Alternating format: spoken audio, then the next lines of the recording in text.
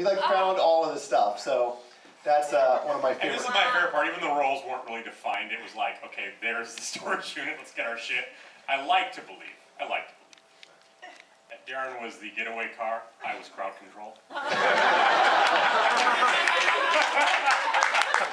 I will say that too. You gotta walk right over to the baby carriage and empty a few rounds, just so they know you're not because we're sadists. So they know you're serious.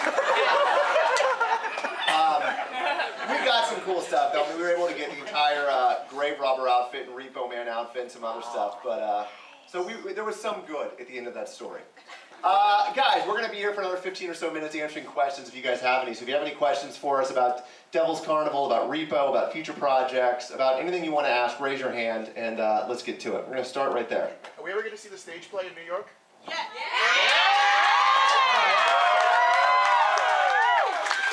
Where were you in '07 when it was in New York? '05. It actually wasn't. It always happens. It happens when your cable's too long. Oh. But it doesn't matter because I can't find the hole. Who's your daddy now? Regarding the stage play, for those that don't know the history, 2005 is when it started. In 2005, I met these guys, Terrance and Darren Smith. I directed the first stage show in Los Angeles.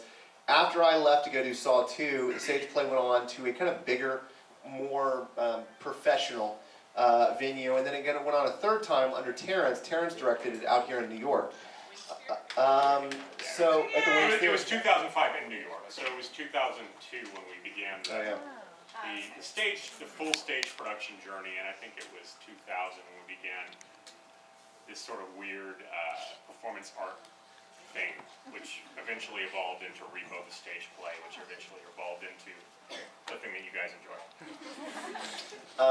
Regarding the live element, though, one thing we're hoping is, hopefully you guys by now have seen the Devil's Carnival.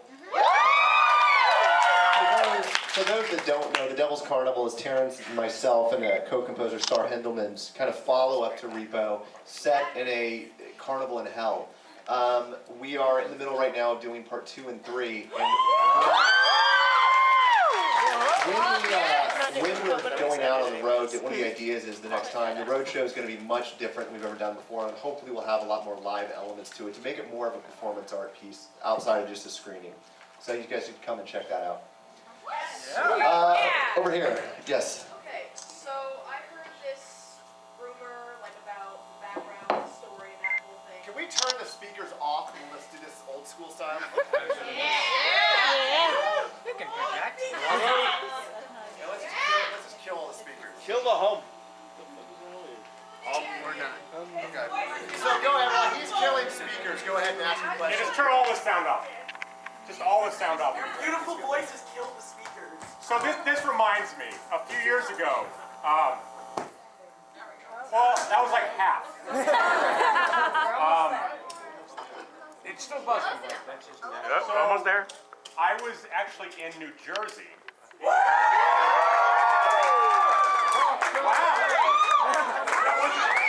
We're sorry about Jersey Shore. Okay, I've never seen it. Good. That's So, right there.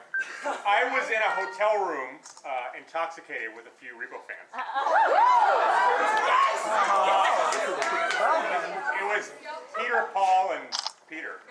No, but we, at some point, someone mentioned Dark Crystal, which is one of my favorite films. And it just so happened the two people I was hanging out with this night, they were musicians. So they actually could harmonize. And at one point, speaking of the hum, I just was like, oh. They came in, oh. Like, it just suddenly, we were conjuring Dark Crystal. Just like that. And you realize, kind of like tonight, you're with your people. Because a stranger would be like, what are these people doing? Is this religious? You don't know how to spell Skeksis, let alone pronounce it. I actually, in my studio where I do most of my writing, I have a lot of, I try to surround myself with things that inspire me. including a lot of the fan art that I received over the years. No, but for real, I mean, it's awesome, right? It reminds you why you're doing what you're doing, especially during the dark periods that we all experience as artists. And I'm saying this assuming there are a lot of artists in the house, because typically we find the Repo and Devil's Carnival crowds are very creative. But I surround myself with things that inspire me, and the same way that I believe Repo has inspired you. So it's definitely fan art, because it reminds me, this is why I'm going to get up in the morning and keep working so hard at this completely improbable dream, right? Which is to make dark cult musicals.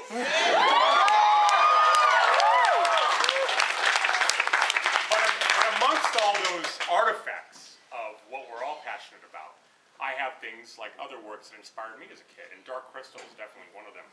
And I have an entire display case full of Dark Crystal mini busts. And it's, you know, the Chamberlain and whatever. In fact, that's a weird connection.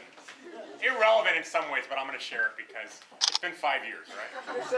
So, Darren and I are huge fans of Jesus Christ Superstar. And we went to a screening in LA. It's 40 years. And in many ways, it's inspirational to us because we'd like to believe in 40 years we can come back here, and those of you that survived the meteor, that had strength enough to eat your brother when shit got bad. You're like, his legs are already gangrene is kicking in, and my tummy is growling. No, but 40 years later, people are still showing up, and it's people like Darren and I. It's younger people, it's older people. It's this weird religious crowd. It's the whole gamut. Yeah. That are inspired by this movie. But Darren and I, as I'm sure a lot of you have heard at least the movie soundtrack a million times over. Right? I know every breath by heart in that fucking thing. And we're sitting there, and Ted Neely and Barry Dinnan, who plays Pontius Pilate in the film and on the original soundtracks, is there. And I'm like, cool. I mean, Jesus is a little cooler, right? And this is from probably the biggest blasphemer of the planet. But on the other hand, I'm like, okay, Barry Dinnan, and somebody like mentioned, oh, he's the voice of Chamberlain from Dark Crystal. And I was like, shut the fuck up. No. He's the voice of Chamberlain. And I'm like, firstly, why do I not know this? I've got mini busts staring at me of Chamberlain, right? Pilate is Chamberlain? Mind blown. Mind blown. So, anyway, trivia, in case you didn't know, it blew my mind. You were asking a question, and then Terrance went on some fucking. I want to talk about the secret of NIM, please. So let's. Okay, so this is kind of like a background thing. I've heard rumors that royalties' bodyguards have their tongues cut out in order to prevent them from sharing secrets. And similarly, Amber Sweet's bodyguards are castrated. That's true. Oh. Is this all true? Where the fuck do you guys go? Here's the thing, headcanon. Headcanon. I can't answer your question because it's absurd. I was feeling quite absurd 10 seconds ago when Darren was like, dude, you're such a fucking nerd. Talking about Dark Crystal. And you just put me in perspective.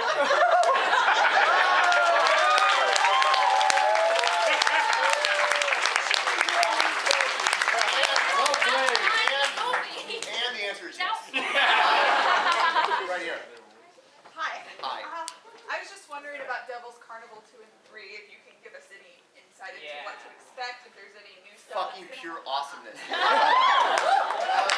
It's a long process, and I mean, I think that when we did Devil's Carnival 2, we did it all through favors. No one made a cent on it. We literally called everyone up and was like, come do this thing. We shot it in 7 days, and it was very run and gun. It started off originally never to be done. It was supposed to be a YouTube 10, 15-minute short film was all it was supposed to be. And then as we started writing, we were like, this is cool, we can expound this. And it started off from 2 songs, I said, make it 4 songs, and 4 became 6, and so on and so on.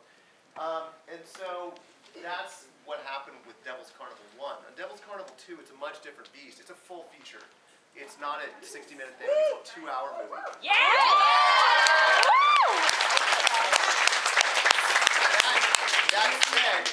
can't ask the same people to come back and do it for free again. You can't. They did you that favor. You did you that solid. So now it's a little trickier. That being said, we haven't stopped working on this since Devil's Carnival 1. And what's exciting is there is no red tape like there is with Repo. It's something we can go do immediately. Terrance and Sar have been writing the music religiously and around the clock, so much so that as I landed here yesterday and I got off the plane, there were two new songs that Terrance sent me for Devil's Carnival episode 2. And so it's cool. How many songs so far? There's 20 numbers in episode 2. Wow. So, I mean, without giving away any story, as an artist, what I'm very excited about, and what I always try to do, sometimes to my own detriment, and I know Darren is the same way, is I'm not interested in just doing the exact same thing again and again. Even though in some ways that's the easiest and most obvious route. Always trying to go reinvent the wheel. And we even experienced some backlash from that for Devil's Carnival. It's like, it's not industrial. Where's the heavy metal guitars? Right? And it's not that I don't like everything we did in Repo. I love it. But just the idea of doing it again in a different title just seemed lame, right? And kind of anti what we're doing. So we made a very conscious choice to say, okay, let's remove what you expect and go, there's nothing modern, there's not a single electronic instrument. It's going to sound like it's being performed by real carnies in a pit where they almost had to make their instruments out of dirt and clay. Human bones. So, continuing in that vein, we're trying to up the ante yet again with Devil's Carnival 2 and 3. So creatively, Carnival 2, the 20 songs, explore about 4 different time periods of music, which, from a writer and the geek boy that, you know, jerks off over Chamberlain, it's this long process of researching what makes something, for example, sound 1930s versus 1910, and then going, how do we make that metal? So it still feels of that period, and without a question, you'd go, oh, that's 1930s, but what the hell happened? It's flipped over. So there's 4 time periods represented in Devil's Carnival 2, and I'm very excited for you to hear it. Yeah, I gotta say, being a fanboy of the process, because I get, you know, like you said, my 3 top kind of favorite films are Tommy, Jesus Christ Superstar, and Rocky Horror. So I'm really...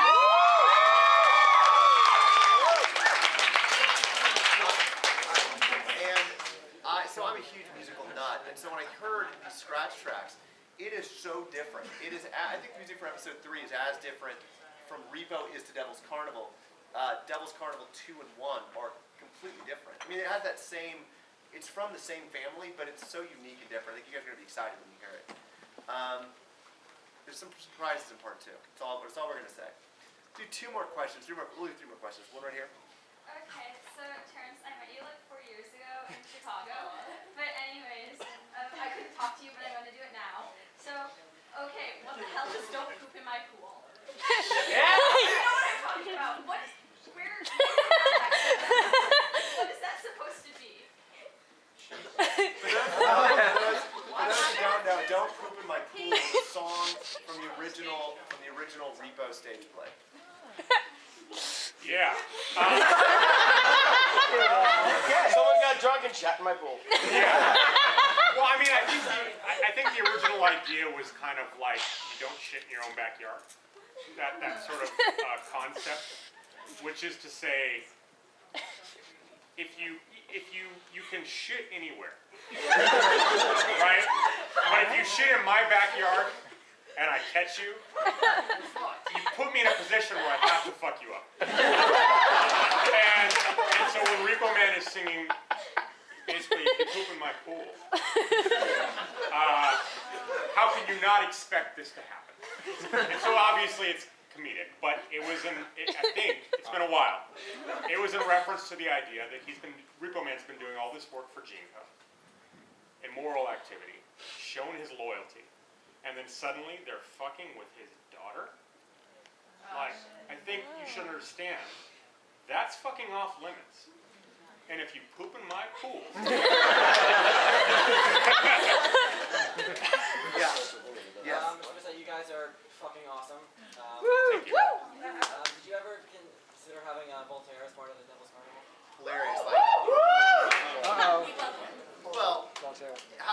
Yes, I mean, here's the thing is there's a list right now. It's crazy how things have changed. When we made Repo, we had to beg and plead to get actors to take us seriously.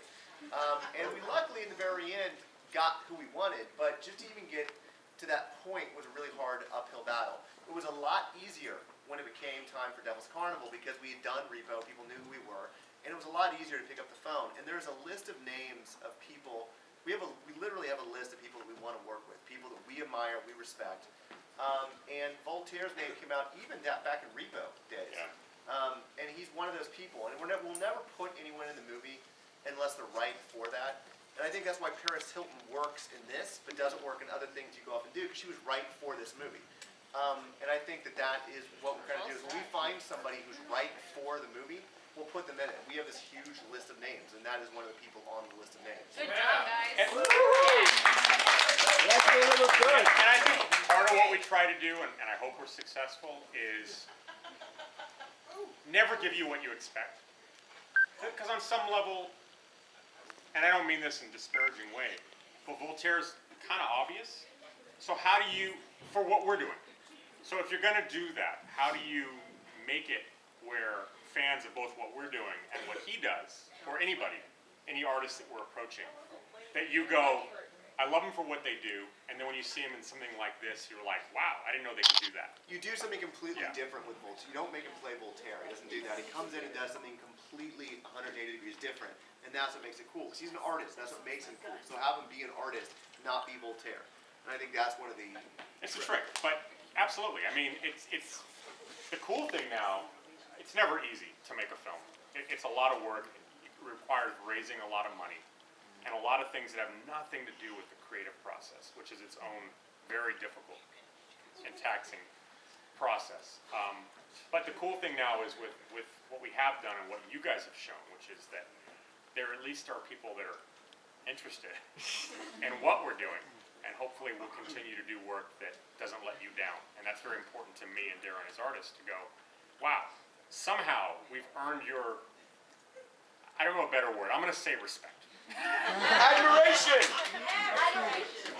We've earned your respect, and so the idea of betraying that by simply going the easy route with anything, with writing, with casting, with whatever, and to have to face your looks of rolling eyes, I'm not strong enough to bear that. So what I do and what Darren does is we go, how do we continue to be honest to who we are as artists? And oftentimes that means going the road less traveled. But it also means when it comes to casting. Let's just say stuff, Miley Cyrus is in Devil. No, I'm joking. Guys, with that being said, Terrance will now twerk.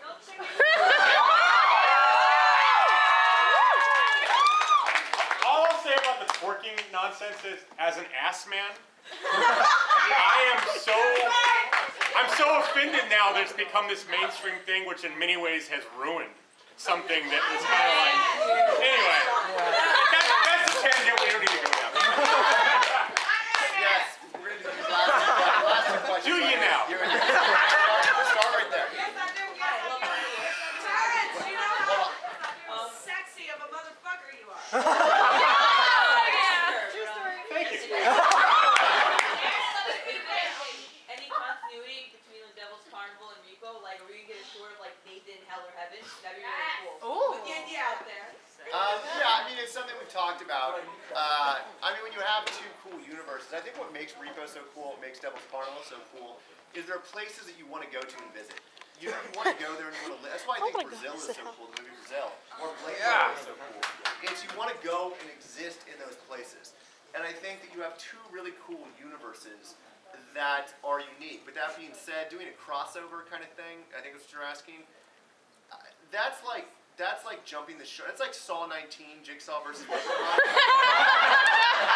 It will happen, and I will direct it. But he'll be embarrassed that he did. Yeah.